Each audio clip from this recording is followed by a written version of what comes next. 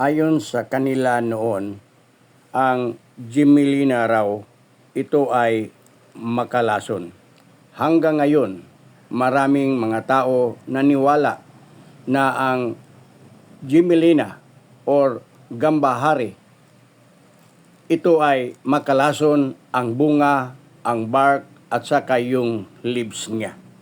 Ngunit, sinubukan ko itong gawing tea at nalaman ko na hindi ito lason. At pinag-aralan ko ano ba talaga ang Gmelina. Nalaman ko na ang Gmelina maraming benepisyo pangkalusugan sa ating katawan. Halimbawa, ang kanyang fruits ng Gmelina, makatulong ito para sa mga taong may problema sa puso at hindi natunawan, pananakit sa tiyan, acid reflux, paglagas ng buhok, anemia, leprosy or sanla, ulcer, pagdurugo ng vagina.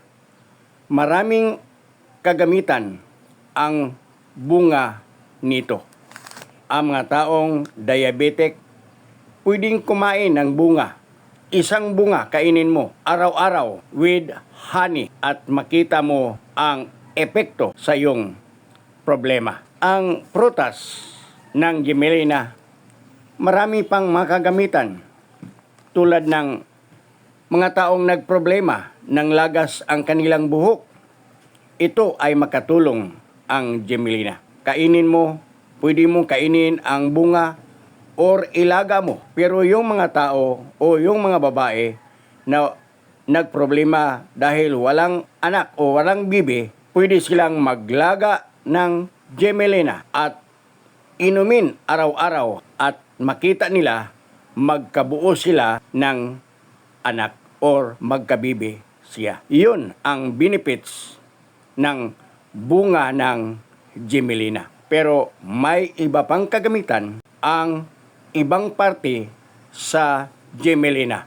Yung ugat, yung dahon, maraming kagamitan ito at hindi ito makalason. Subukan nyo, ngunit hindi ko kayo pinilit na maniwala sa akin. Kung gusto nyong gumamit ng mga ibang alternative na halaman or pumunta ng doktor, kayo na ang magpili nito. Kayo na ang pumili, but alam ko dahil ako'y herbal.